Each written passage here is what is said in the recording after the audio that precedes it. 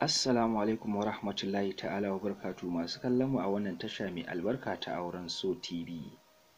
A yau kuma shirin namu wato zai fara ne da wata tambaya mai ɗan sarƙaƙiya.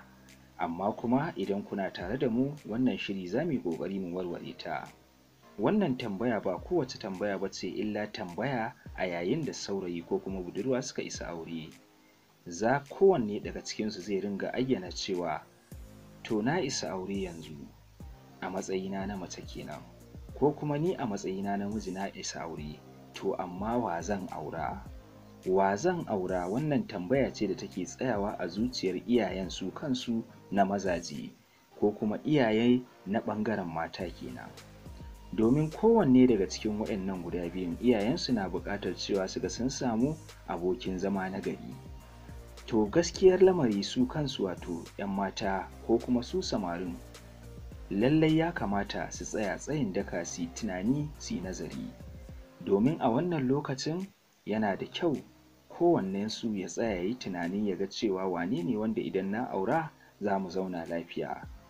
Amma gaba ɗaya mafi akasarin samari da 'yan mata yanzu sun ta'allaka kan kuɗi, bayan kuma kuɗin nan ba shi ne abin da ya kamata ba. Idan mai kuɗi kike buƙata za ki aura, ki daina tunanin cewa shi ne zai iya tsayawa ya biya miki buƙatunki na yau da gobe ko kuma ya baki kulawa ta musamman.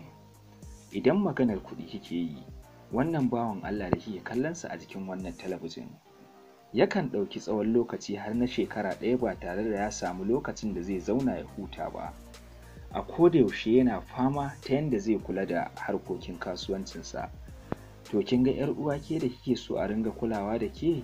Ina wannan bawan Allah a misali inda shi ya aure ki zai iya samun lokacin da zai baki kulawa ko kuma ya ɗauke ki ma ya kai ki wajen wani shakatawa. Kin ga wato ainihi ayyuka sun yi masa yawa. Amma abin da ya kamata ku fara nazari a kai ku 'yan mata da kuma ku samarin, lallai ku nemi wanda yake son ku da gaskiya. Wasu kuma za ka ji sun ce ni ba ma zan aure ta ba sai mai mota, ko kuma ita budurwar ka ji ta ce ai duk ma wanda zan aura to tabbas sai mai kwano. Idan ka ji an ce mai kwanon nan mai mota. Amma a gaskiyar lamari ki auri wanda kike so na gaskiya. Kai ma kuma a matsayinka na saurayi ka auri wacce take son ka wato da gaske. Idan ka auri wacce kake son ta da gaske, shine za ku samu zaman lafiya mai ɗorewa. Sannan kuma za ku zama kuna ta gudanar da rayuwarku kullum a cikin nishaɗi da farin ciki mara yankewa. A nan muna shawartar ku tsakanin miji da mata, idan za ku yi aure to ku tabbata cewa kun nemo gidan da yake gida na daraja, gida na mutunci, gidan dattijawa. Abin da nake nufi a nan wurin shine gidan da idan ka nemi aure ko da za ku samu wata matsala ta rayuwa ko kuma ta yau da gobe, ma'ana abin da nake nufi ba zai taɓa yiwuwa ku zauna zaman aure ba tare da wata jarrabawa ba. Dole sai kun ɗan samu wani ɗan saɓani. To ka tabbata iyayen da za ka nemi aure a wajensu za su iya sasanta ku ba tare da sun ƙara hura wannan wuta wato ruwa kalanzir ba. Ina muku fatan alheri a nan. Allah ya taimake.